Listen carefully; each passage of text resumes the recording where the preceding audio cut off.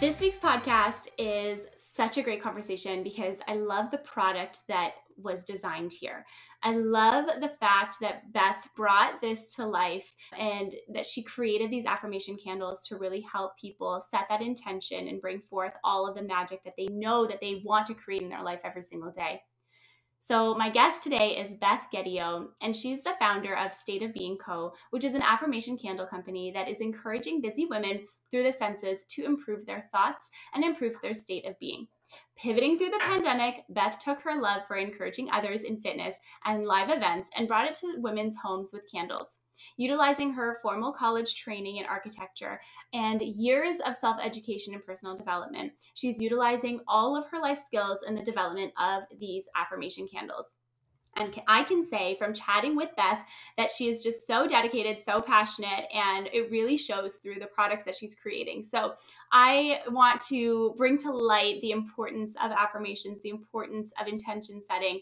And through this conversation and through Beth's products, we do just that. So join me in today's episode. I cannot wait. And make sure to let us know what you love the most. Reach out if this resonates with you, and be sure to get in contact with Beth to get your own candles as well.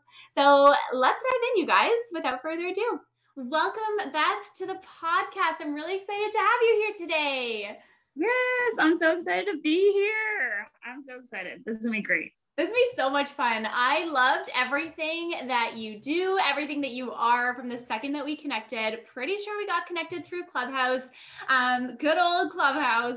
And, and I'm just super excited to chat with you because you have such a unique brand, such a unique product. I would love, though, to sort of kick us off and let us know a little bit more about you. Can you share with everyone a bit about the journey that's brought you to where you are today? I'm happy to. So the formative part of the journey starts back in 2015. November 24th of 2015, my dad died suddenly of a heart attack. And we actually shared a birthday. So I always just share that little fact because there's something magical about sharing a birthday with someone. So he and I were just so close. I was a daddy's girl through and through. And so losing him suddenly to a heart attack was something that just really shaped, from my life moving forward. Also, I was married at the time. And I had been with that man from the time I was 15 years old. So we were together for 15 years, married for 3 of those years. And with my dad dying, it just put me on a course that the trajectory had just changed. My dad was someone that he would go, we were in the grocery store and he would say hi to a stranger over black beans and talk to them and hear their story for just a blip of a moment. And I just noticed that they would feel so much better after. And I was mortified as a teenager that my dad was talking to people just on a whim. And about 6 months after he died, I feel like I came out of the cloudiness of that grief period. I read a book called You're Made for a God-Sized Dream. That book and where I was in my life, I just realized that I had dreams in my heart and I was actually going to carry on his legacy of making people feel better, but I was going to do it in my own way, not over black beans in the grocery store. I was a group fitness instructor. I became a Beachbody coach because I knew there was something there that I was supposed to kind of be a coach, if you will. And I just got on this personal growth journey. And that put me in a trajectory that I guess my husband had decided that was not something that he had signed up for. So 2 years after my dad had died, my husband told me that he wanted a divorce. So that was big. That was not in my performance-oriented type A plan for my life.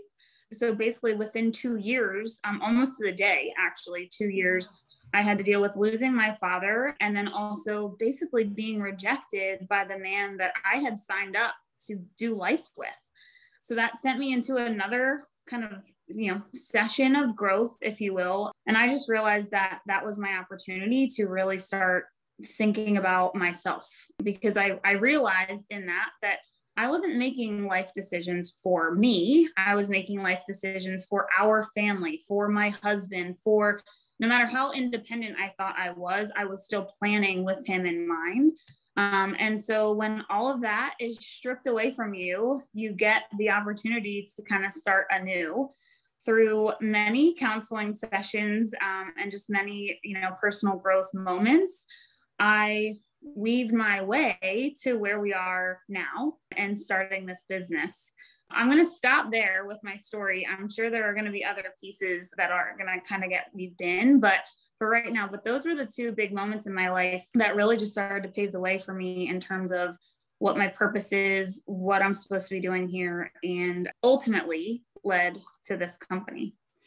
So firstly, that's an incredible amount of loss to experience, right? Especially someone that you shared your life with from such a young age. You know what I mean? You go through so many different pieces together. And that piece that you said about like the rejection of who you were becoming, that's hard, right? Because any type of change that we already make within ourselves is uncomfortable. Like we're already uncomfortable to make change. And so when you step outside the box and you're like, okay, I'm ready, like I'm going to do this thing, you're already doubting yourself as it is. So to have someone like confirming that doubt for you is so painful because it's like, I knew it. You know what I mean? I knew that if I put myself out there, that something would have happened. Before you started your business, or maybe this happened throughout your business as well, how did you make peace with that? Yeah, so this happened before my business. And ultimately, I would say that the business that I have right now came from a place of making peace with that, to be honest with you. So I'm a very spiritual girl, and that's based in Christianity. And I say that because I don't come at it from a legalistic Christian type of point of view, but I do come at it from God is on my side. The faith that I have and the circle that God has given me is what allowed me to come through that and get to that point of inner peace. And, he was the one that decided he wanted a divorce. And he basically literally like just called off the marriage, and he wasn't cheating on me. Like there was nothing justifiable, in my opinion, that would have ended it. And so I just felt like I was just doing something wrong, kind of like what you had said, like I signed up for this. This was a part of my like religion of my life. Like it's not to just walk away from this is not something that I'm okay with morally. Yeah. And so I really had to learn about the rejection, as well as learn that it's okay to step away from the plans that you had for yourself. It's okay to step away from the things that you thought were going to happen. And so, rather than putting your faith in things or in future plans, it's time to put your faith in yourself. You can do things that are different. And I guess I say faith in yourself from the fact that I have a faith in a God that is taking care of me ultimately. So that faith in myself is just kind of like, I'm able to show up wherever he places me, is kind of the journey that I had to go through. And finding that inner peace, as you kind of mentioned, was just the faith that I had found in him as well as in me, because I believe that he is in me. And so if I believe that he is the creator and he is able to do all things, then I ultimately can do that too. And I was shown that as I survived all of these things that had come out from that. And, I had to rebuild the foundation, if you will. My foundation that I thought was solid because I had planned it all was not. And it had shattered. And so, rather than being on that bedrock that I thought, it turned in that I was on pebbles that could all move. Exactly. And it was time for me to build a different foundation and to figure that out. In figuring it out that I didn't have to build the foundation, that honestly is where the peace came from. Because if I didn't build it, then I'm not going to destroy it. And I'm just going to be able to kind of navigate moving forward. Exactly. I love so much that you said that. And I'm spiritual through a different lens. I believe in the universe. Like I believe that there is one powerful creator. So you said, God within you, I believe spirit is within me. And what I love so much about that is that we don't have to see sort of, and anyone listening, we don't have to have the same belief system, but having that inner knowingness that when you put your faith into the higher power, so much magic happens because we're really not in control of anything that happens. I was interviewing someone and she had said it, because I always find it such a tricky way, how do we talk about all of these different things that people believe, and how do we bring it all together? And she calls it GUS. And I actually thought it was really interesting. She calls it's God, universe, spirit. And I thought that was super powerful, because I was like, it's true. You know what I mean? And anyways, without going off into too deep into all of that, but I really can understand what you're saying, because I believe that as well. Like, I really believe that that faith has to be so strong. I love that perspective. And I love that your business was built out of that perspective with the foundation that you have. And so for everyone who's listening, can you tell us a little bit more about your business and about the affirmation piece and how you brought them both together? Yeah, I'm happy to. So when I mentioned, I read that book, and after my dad had died, and I went on this journey to become a Beachbody coach. Beachbody introduced me into this world of personal development. And also, my mom had been a big affirmation person, but I never really, it was like Post-it notes on the mirror, but I never really saw the benefits of that. I had to discover that myself. On this journey, I realized in some of my hardest days, I needed to peel back, and I literally just needed to tell myself, I am strong.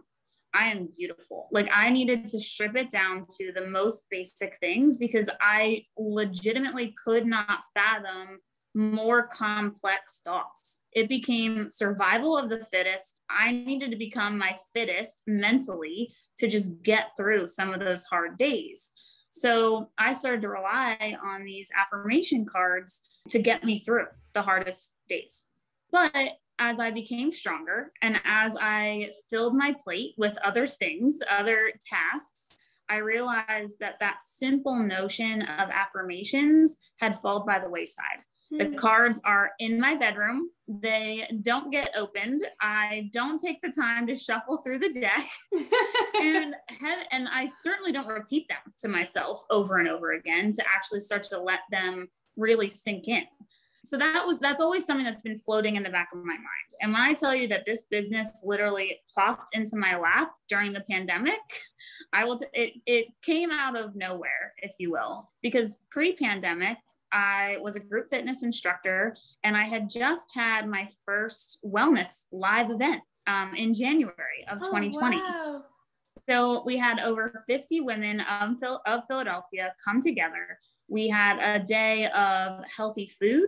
We had a day of healthy mind work with motivational and encouraging speakers. We did yoga after our morning session to kind of let those thoughts kind of move through our body and release things or let them sink in. We had a healthy lunch. We had vendors. Then we had an afternoon session. And then we ended, I taught a beat camp, which I call it, which is a boot camp with drills and burpees and squats and all things, but it's all coordinated to the music. So we had a live DJ and basically ended with a big boot camp party, if you will. And I was on that trajectory. So I was moving forward. But what I did in that event was I was brainstorming, how can I make this event mine? And so it became encouragement through all of the senses. So we had beautiful graphics, beautiful signage, so that you were visually stimulated during the day.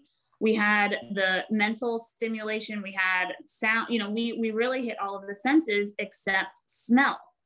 So I went and I was connected to a local candle manufacturer in Philadelphia. I ended up creating a custom scent for the event. And then all of the participants got a candle in their swag bag that they got to take home with them. I love that. So they had a piece of the event that they could do. So that was that. It was done. And I had not really thought anything about it. But this idea of encouragement through the senses had never left me. So now we're in the pandemic. Everyone's pivoting. I'm obviously not having live events anymore. And I just was kind of like, okay, God, what is my next step? Where am I supposed to go? And in my morning journaling, which is a part of my process, I don't even know how, but eventually I came to this idea that candles were going to be the next way forward. So I started doing research. I learned that our power of scent is our only sense that actually triggers emotions and memories. So if you think I didn't know that.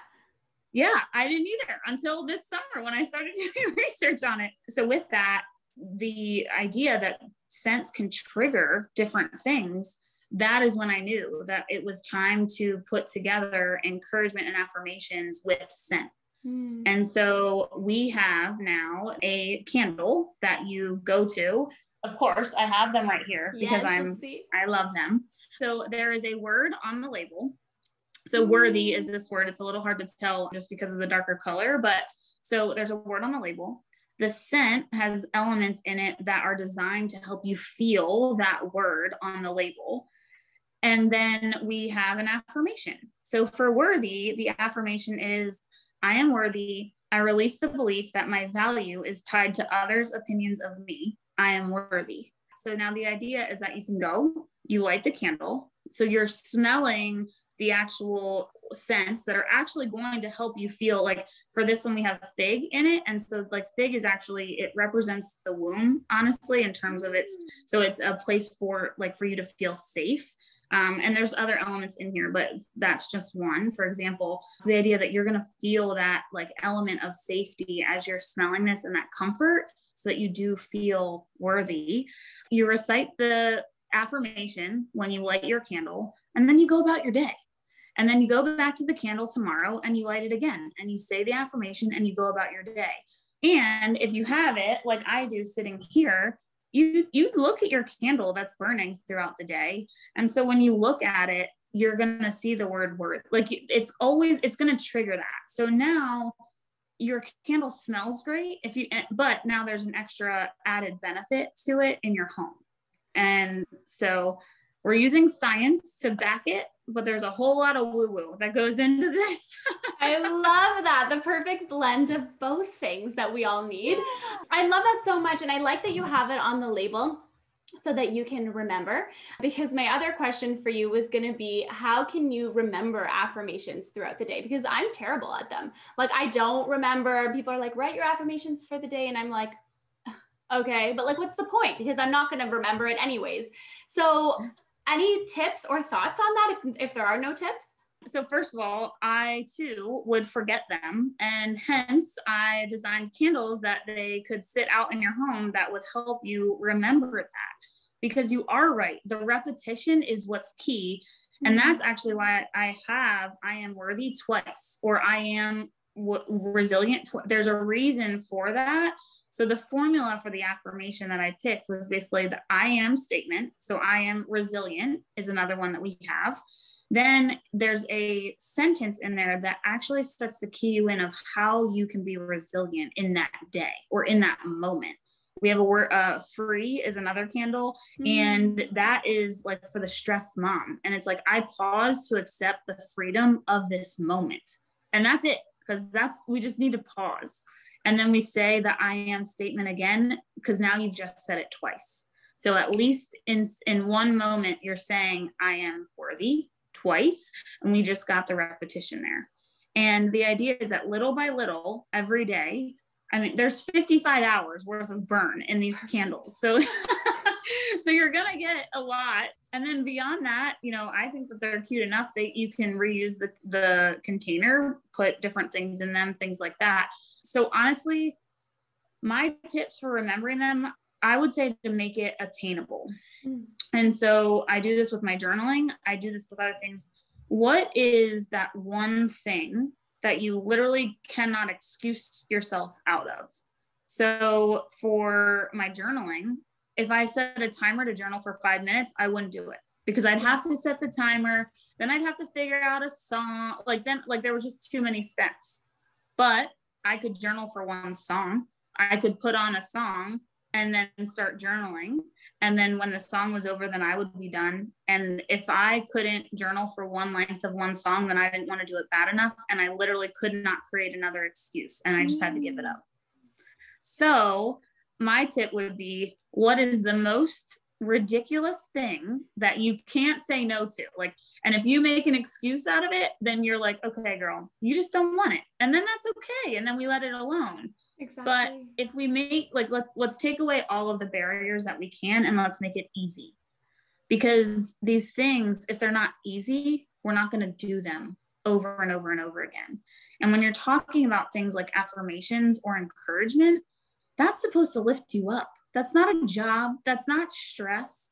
And so if it becomes something you have to do, that's not where it's supposed to come from. It's supposed to come from a place of uplifting you, encouraging you, and supporting you so that you can go on and deal with the stress and the have-tos of your day.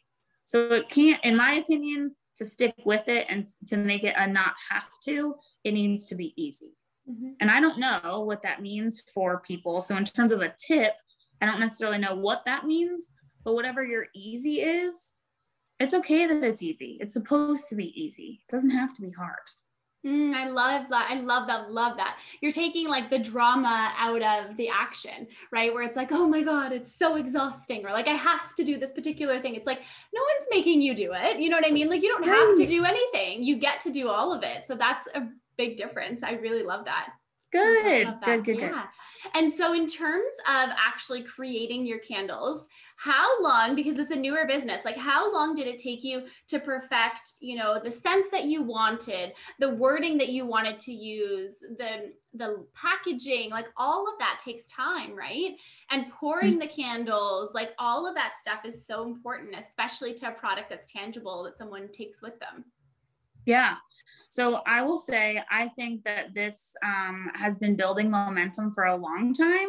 And so I think that there's a powerful spiritual movement behind this business. And so I will say that it has not taken me as long as I thought it was. That's good. I will fully admit that. I think that there's a big momentum behind it. So I will say that this business idea fell into my lap in probably like June or July, and we launched in November. That's amazing. Yep. And so as I mentioned to you, I journal every morning. So a lot of times in my journaling, I would, and also I should say that when I journal, it's vision journaling is what I call it. Or some people call it manifestation journaling. So I journal about the dreams and the visions that I have for my life. And I use my journal to really start to sort out the details of what that looks like. And so every morning I've spent journaling about what this was going to look like. The words had kind of come to me through that. I've always been a little bit of a word nerd, if you will. I love the power that words have. The way that we speak to ourselves, the way that we think has power.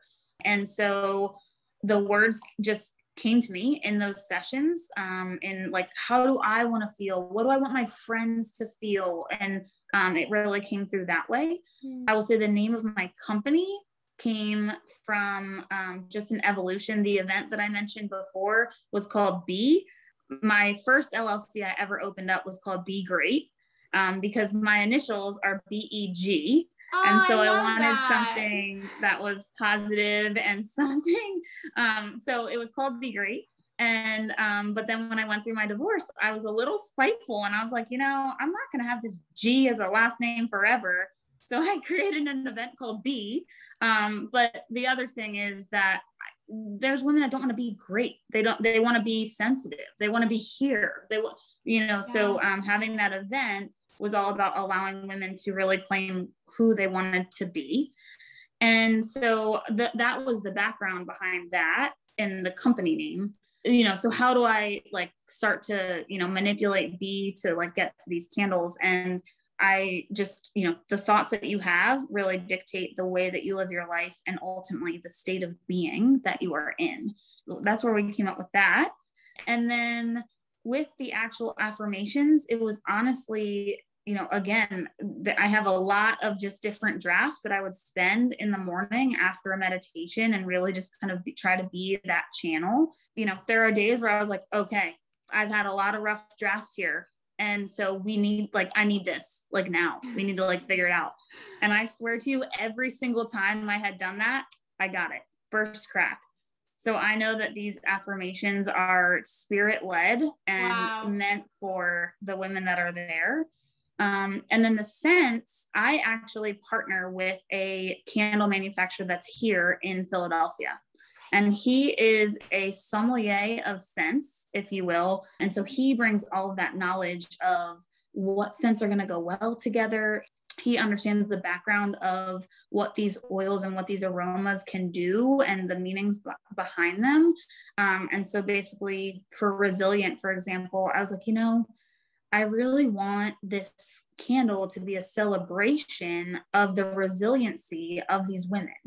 And so it's peach and it's mandarin, which is like an orange type of citrusy, and then it's jasmine. And it's just like this peach Bellini of a celebration that really kind of comes through with this uplifting scent for that woman that has had to be so resilient and just grind it out. And so basically he and I kind of work together to create that, his knowledge and mine. And that's how the scents come about. That is so cool. I love that so much. And it's awesome to have someone on your team who's helping you bring these different things to life, because as a business owner, it's hard to come up with all of these different things. And it's nice to have someone to bounce that idea off of, right? It's nice to have someone to sort of validate, like, no, this smells good. Like, this is a nice one, or I prefer this one over this one. And that's awesome. I love that. So we have like little formulas. So it's like, we figure like, okay, well, what if it's 5 drops of peach and 2 drops of orange? And, like so we start to play with that until we figure out our, the one that we think smells the best. And then we move forward. So it's a really fun little like, like what a fun business to have. I mean, you're constantly just testing and trying new things, and it just sounds super, super fun. I love that.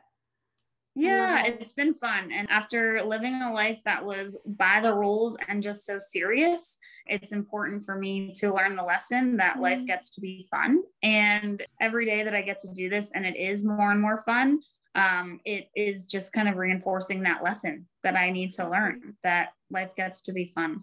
Exactly. And I'm sure, maybe in the moment, it didn't feel this way, but I'm sure you have so much gratitude now for the way things played out, because you'd never be creating this if it didn't. Nope, I do. I mean, no, I would not be creating this if it didn't. And yes, I do feel a lot of gratitude. And even when I was going through it, it's like, I understood that God's timing, which to me, like the God and the universe to me are one and the same. In fact, my Clubhouse bio says a little woo and a lot of Jesus. Oh, so I fully kind of intersect the two all the time. So yeah, I fully believe that God's timing is always perfect, and that everything is happening for me. And it's just a matter of, I get the choice of how I'm going to show up that day. And I also really had to come to terms with the fact that I'm showing up the best that I can with the things that I have. And so tomorrow I could show up better than today. But tomorrow also, that might be a hard day. And maybe in my head, it's not better, but it's the best that I have tomorrow. And so when I really got used to that I was showing up with the best that I had at that moment, that's when things started to really kind of shape and move forward. And I just felt so much more supported in that way. I love that. That's so beautiful. That's a great perspective, especially for everyone who's listening right now, just because, it's so easy to, when you're in a really hard moment, to feel like that's all there ever is going to be. But if you just honor the space that you're in and give yourself the grace to sit in that and be good with it and be like, this is okay. Like, this is my day today. You know what I mean? And it just is, it's okay. It doesn't have to be anything more than that. That's beautiful. Yeah. Amazing. Okay. This is my last question for you. And it's a question that I ask all my guests when they come on the show. How can someone create a little more happiness in their day every day starting today? You probably don't know this about me, but one of the things that I have actually told a lot of people as I tell my story is that I tell them, like, how do you get through hard times? How do you add happiness into your day? I say that I had to build a happiness piggy bank. When my husband told me he wanted a divorce, my piggy bank shattered. And I had to rebuild that throughout the grieving process. And so now my piggy bank looks different than what it did before, but that's okay. And I feel like a lot of times that's where it ends. That's where the analogy ends. We had to rebuild it. And now we have this beautiful mosaic of a piggy bank rather than something else. But that's not what got me through. That was the tough work. That was the super hard stuff.